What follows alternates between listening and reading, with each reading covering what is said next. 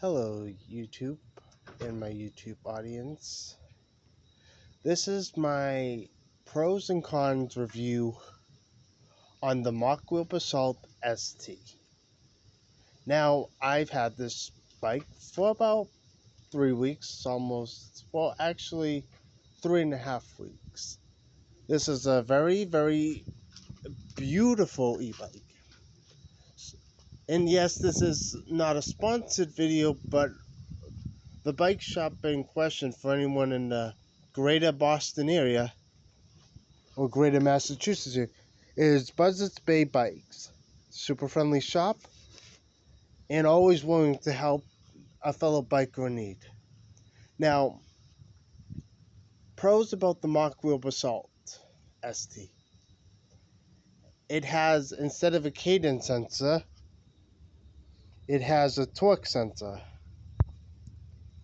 which means means that based on your pedal output is how fast the bike will go. Now remember this, every person who has a version of this bike pedals at a different pace. And well, yes, that is very great for people who want to go fast or go slow. That's all up to you. Second pro, this bike does not need a house or an apartment to charge up. This bike can charge up through a solar panel in a power converter station. Now you can get this on the Mokwheel website at www.mokwheel.com. And they do sell this separately, or if you're like me, you can get it through the bike shop, and then the bike shop can give it to you from there. I would recommend buying it online because it's going to be cheaper. Second pro, third pro is that this bike is very great for long distance traveling.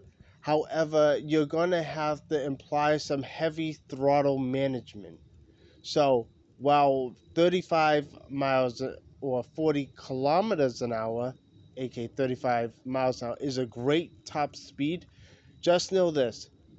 Instead of you getting 80 miles with throttle, you'll probably only get 30 miles with throttle at its top speed. Now that's fine if you're going from one end of town to the other and then back again. And will you need to recharge this bike more frequently? Yes. But you will spend less time charging and more time out exploring. The maximum charging time for this bike is 5 hours from dead battery to full battery. Normally what I do at the end of each trip is I'll bring the battery in. Because it is becoming wintertime, and I like my bike to actually stay fully charged. And so what I like to do is bring it in at night, put the battery on the charger, because today is one of those freak days where it's warmer than normal October weather. It's like almost 25, 15 degrees Celsius out. So this bike has a lot of features going for it. Obviously, you have a cargo rack right there, and you got one here at the front. Perfect for the grocery store run. Maybe not meant for a full-on cargo run from store to, for a large grocery run. But perfect if you need to get something that you forgot. Like, let's just say you needed some food and you already had enough groceries at home. Well, this would be perfect for that. And this bike is, so the bike shop said it was like $1,300. I could be wrong on that. My math is, it's not up to par. Is it a good bike? Yes. What's the cons about a mokwheel Basalt ST? Well, I came from an e-bike that was known as a walkie H9, which had a 48-volt 60 amp hour back, massive range of 120 miles, and probably with 100 miles worth of actual range with throttle only. It had a cadence. The problems I had with my walkie is that the back brake broke somehow, and that also the bike actually had started having throttle cutout issues after only 4 months of using it. Now, the reason why I swapped to mokwheel is because it was practical for me to get the bike at the bike shop, because the bike shop was a licensed dealership of mokwheel.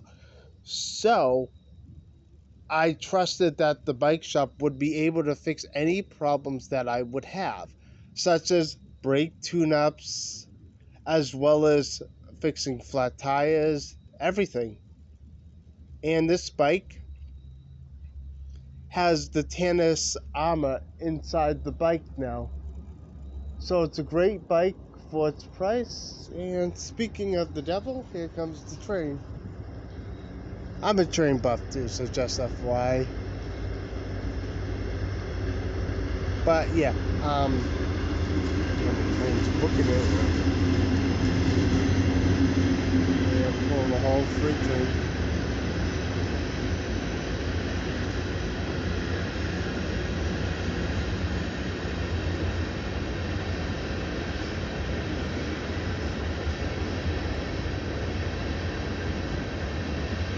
At least that's a long locomotive. Anyways, once this is passed, so I can finish my video. Oh, perfect. Anyways, back to doing what I was doing. So, cons of the mokwheel Basalt ST. It says 80 miles worth of range, but if you live on a hilly environment like I do, now expect the range to be decreased by half. Now that's normally, if you're using heavy throttle use, yes, that's going to take a lot longer. Number two, if you use the pedals instead of using throttle, you might not go as fast as full throttle, but the thing is though, you will be able to go further than if you were using throttle only. Or if you like to mix it up, pedal for a bit, and if when you get tired of pedaling, throttle up again, and rinse and repeat that method again. Um, the other thing, I obviously know that a lot of consumers or customers, or as I like to call them, guests, they like to buy the cheapest e-bike, and normally those are the from Amazon to the shopper's house, and I say that's a very, very bad idea, because a lot of bike shops will not work on your e-bike because it's not something they carry, and it's a huge Achilles heel for people that want an e-bike and don't want to have to do the maintenance on it. I highly, highly recommend get an e-bike that a bike shop sells, whether it be a mokwheel, a Gazelle. A Gazelle is a Dutch e-bike that they sell in my shop. Um, or any other kind of e-bike that your shop sells. But also go on the manufacturer's website of that bike and make sure that it is something that you can have service locally. I mean, I don't think none of you want to travel 300 miles to get your bike repaired, because that's kind of inconvenient. Second thing I recommend, always whenever you get a flat tire, always have the bike shop repair it. Try not to move the bike too much, because you might damage the tire and the rim. So if that means lifting it up on the back tire, if the front tire is flat, then do that. It's a lot better, and you're going to save the bike tire a lot of, you know, wear and tear that way. The other thing I recommend is be prepared to spend a hefty amount on labor fees for your bike, especially mock wheels.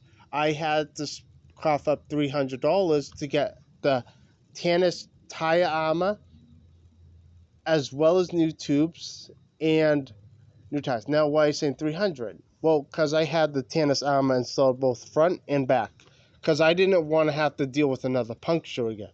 So I'd rather be safe than sorry. Now, does this mean it's unviable? No. E-bikes are very practical. They're very, very cost efficient. And especially if you're someone like me who does not want to drive a 3,000-pound piece of metal, aka a car, I'd rather use an e-bike than use anything else. You know, e-bikes, they stop quicker. They're they're nimble and they can go places just cars can't simply go. Um, Now obviously this is a slight deviation between the cons of, but cons of back to cons. The mokwheel Basalt ST has a bit of a frame wobble. Now that is normal for a step-through frame. The reason why is on a conventional American style bicycle, there's a bar between where where it goes, and that normally gives the bike rigidity or more stableness. But since I'd rather not have to climb over and step through the frame, this one was the one I got. Now that's obviously one of the only major flaws. Is it a good bike for those who want to get into the e-bike industry but want the range to do their errands? Yes, it is. Now, is it good for camping? Heck yes, it is. Because while you're out doing things all day in a campground or something like that, if you have the solar converter, you could leave this bike in front of your campsite with the solar panel facing the sun, and your bike would be charging. And while it's going to take a while for it to charge, a lot longer, probably like 8 hours to charge, it's still more energy efficient than if you have to plug it in. Well, yes, plugging it in will get you a faster charge faster. The thing is, though, if you need to use your bike as a power station, you can, because it has this thing called a power inverter.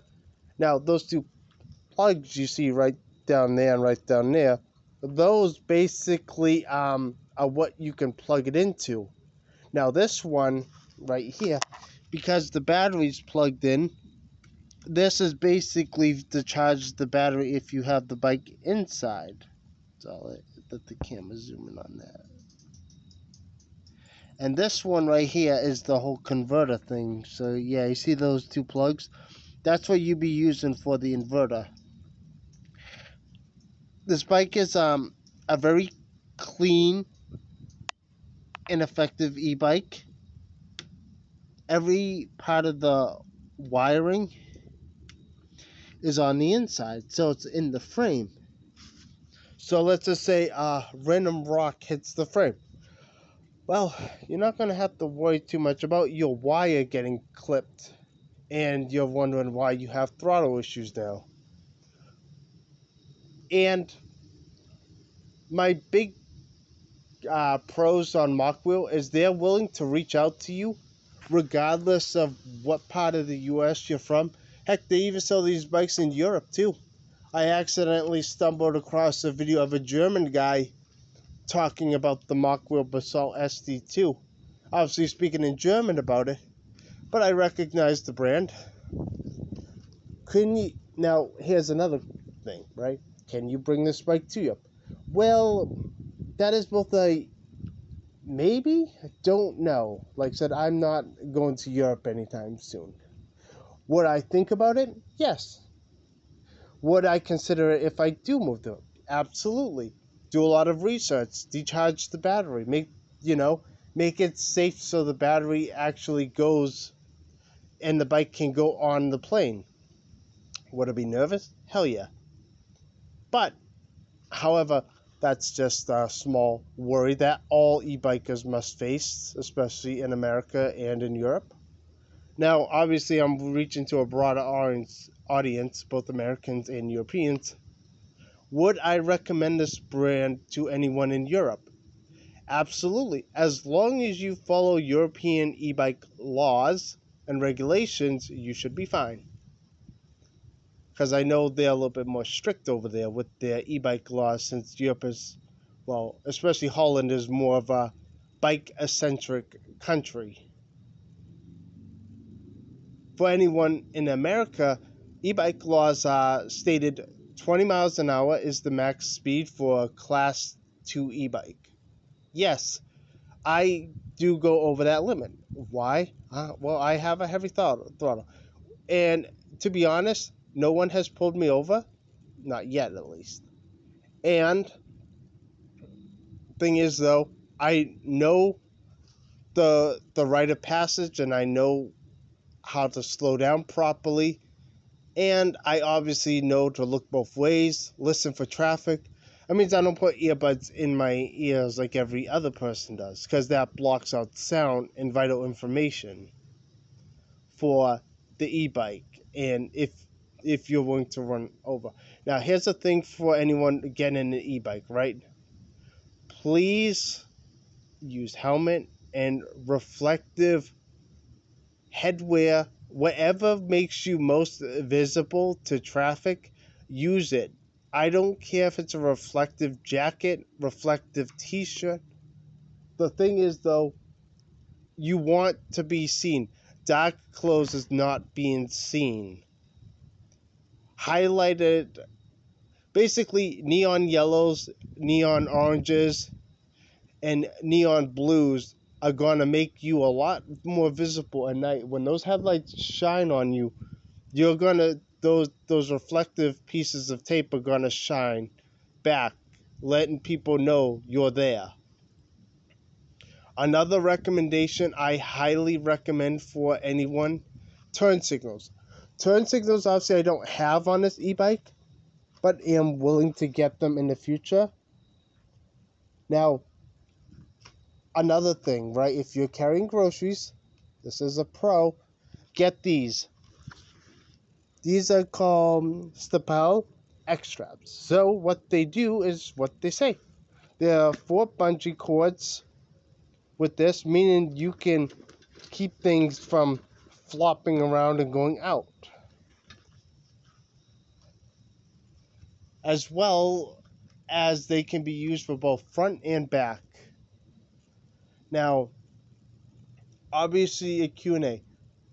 A little bit of a Q&A. Why do I take videos while riding this bike? Simple.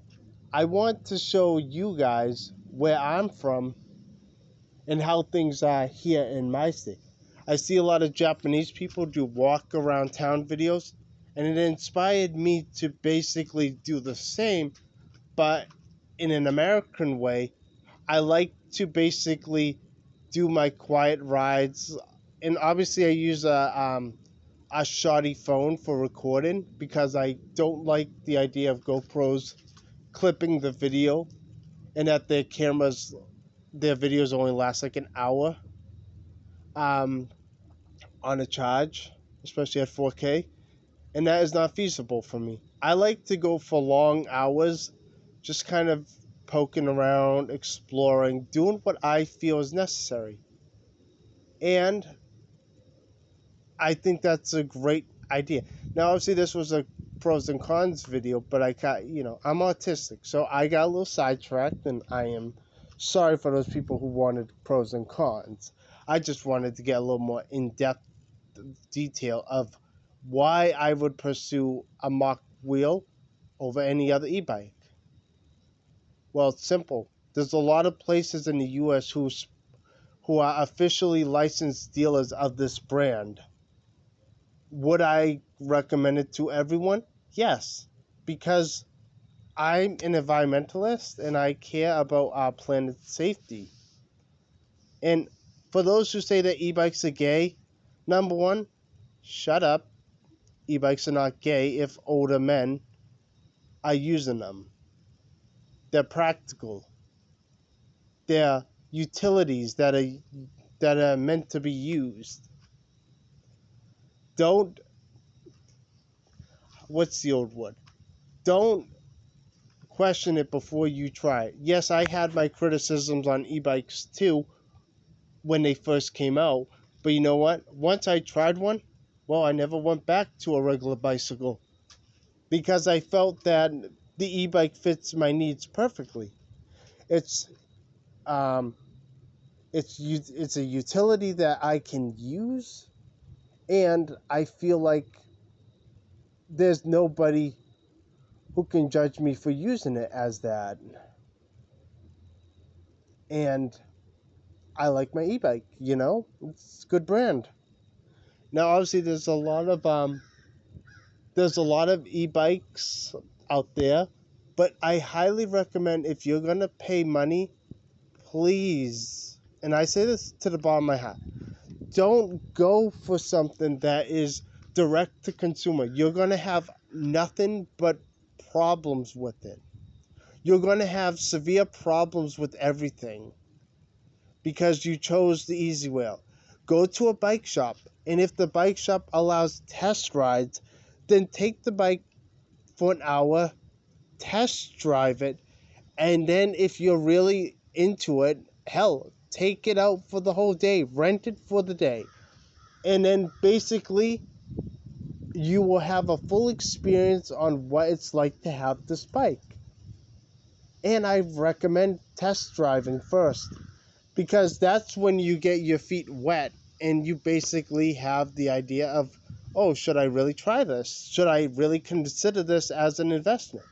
I say, with the way bicycle infrastructure is going and more people realizing the utility of bikes finally in America, like finally after like 150 years of them not being considered transportation, it's only inevitable that more people and more companies are going to invest in bicycle infrastructure here in America, just like they did in Holland. And that is one of the other reasons why more American e-bikes like mokwheel are starting to look a lot like their European counterparts. Well, simple. European bikes are practical. American old-style bicycles are not as practical as this. Obviously, if you don't want to get, water on your nice dress pants or, skirt, whatever you're wearing, I'm not going to judge. Get fenders. It's going to save you a lot of time, energy, and effort. And you're not going to go to work looking like a wet sponge. Do I recommend keeping the battery in the bike during the freezing winter months? I'm just going to say this blunt as possible. Hell no. You're going to have a decreased range if you keep that battery in the bike all winter long. Not only does it damage the cells, but it's going to damage your battery, and you're going to have to spend another $500 to get a replacement battery. Highly recommend, if you're going to get an e-bike, please, if you're in a subtropical climate like I am, do the right thing. Take that battery out after each ride. When you know the weather's getting cold out, take the battery inside. You will have a longer lasting battery that might even last years. And always don't charge it when it's at 50%. Wait till it gets down to 2 red bars or 10% before charging it, because that will get the battery's memory to going to, okay, 10% is when we charge. And that will increase the longevity of your battery. That's the one thing a lot of e-bike channels don't know how to say. Always charge your battery when it gets below 0%. That's like, or like 5%. Okay, this bike doesn't have a percentage meter. Sad thing, but you get what you paid for. But if I recommend anything, always bring the battery in during the winter months, especially when the temperatures are going to drop to like -5 degrees Celsius. Yeah, you in above that too, like 30 degrees Fahrenheit, bring the battery in and always charge it up when it's at 5 or 10 or 5%. That's how you get the most out of your battery. And the other thing, don't overstress the motor. Don't overstress it. Don't overdo the motor. And obviously, if you are someone like me who uses it as a primary means of transportation, always wear reflective clothing. It's going to save your life as well as the people who would have potentially accidentally almost hit you, especially at night. And always have a high lumens powered flashlight or headlight, whether it be on your helmet, on your bike. Yes, the light that came with it is fine, but get something like this that has, like 2000 lumens. Obviously, it's not going to last too long on high power mode, but the thing is, though, you will be seen further away, as well as those reflective clothing will also increase your visibility. The tires on this bike are already reflective, so that white line is all reflective. Do I recommend this to everyone who wants a bike? Yes, it's a good bike. I have had no problems in it besides a flat tire. Would I consider this a good bike for a family? Yes. They make a few different models. They make the mokwheel basalt, which is leg over frame, the ST, which is the one I'm showing you on video now. They make a scoria, and they make one called a slate. And the slate is the only one of the mokwheel brand that has turn signals built into it. The other ones don't have that yet, sadly. Now, if you're going camping and stuff, well, just FYI, this bike weighs 75 pounds, but that's lighter than my other one. My Walk H9 weighed 165 pounds, and that's mostly because of the massive battery that it had. That was the only problem. The massive battery was the weight contributed. Plus, it was dual motors. But this is just my humble opinion on the mokwheel basalt ST. And yes, I do recommend mirrors and a phone mount. Preferably a phone mount like this that has built-in shocks and stuff. That's what I recommend, especially if you're going to do off-roading and you want to record like me on a phone. And a bit of a phone critique. Always get a phone with a very high megapixel camera that has auto stabilization built into it. Might cost a lot. Hell, might even cost less. But that's just the caveat if you want to do recordings like me. Plus, go simple, not harder. You don't need a camera crew to record videos of you riding your bike. Just do what you love. Anyways, you all have a great day, and remember this: the world is a better place simply because you were born into it. So always spread kindness, and always remember that you're special in your own way. Take care. This is Trevi1 signing out. Please like this video and subscribe. I know, YouTube trope. And this video is not sponsored by Mako, but I still send it to them for their review. Take care.